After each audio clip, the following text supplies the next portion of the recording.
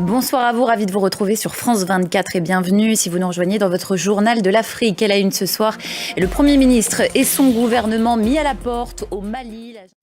On commence ce journal au Mali où les militaires au pouvoir reprennent la main. La junte a limogé ce mercredi le Premier ministre civil Choguel Maïga, tout comme l'ensemble de son gouvernement, en cause ses propos virulents contre le pouvoir militaire. C'était le week-end dernier.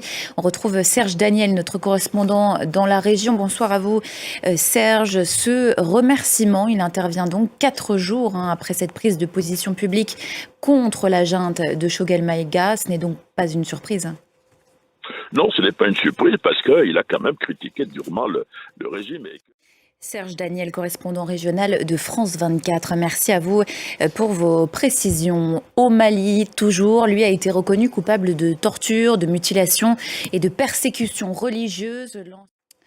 Autre grand titre de l'actualité ce soir, on part en République démocratique du Congo avec ce dossier qui s'annonce déjà comme la grande bataille politique de ces prochaines années. Le projet de changement de constitution voulu par le président Tshisekedi.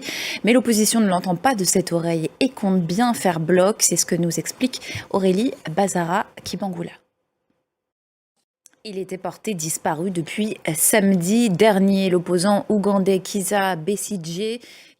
C'est un fléau qui pénalise les plus vulnérables au Niger. Certaines denrées humanitaires qui entrent sur le territoire n'atteignent jamais leur destinataire. Une partie d'entre elles se retrouve sur les étals des marchés, notamment certains compléments alimentaires destinés aux bébés malnutris, en cause des réseaux qui détournent des chargements entiers d'aide humanitaire.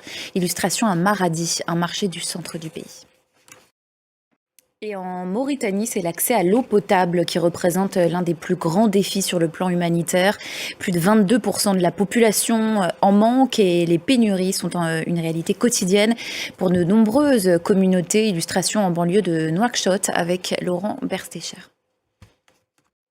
Briser les préjugés autour du VIH, c'est l'ambition d'une exposition de photos inédites présentée en ce moment à Dakar au Sénégal dans le cadre du OFF de la Biennale d'art contemporain.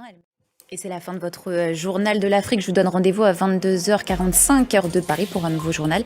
Et tout de suite, vous retrouvez Cécile Galuccio pour Au cœur de l'info. Restez avec nous sur France 24.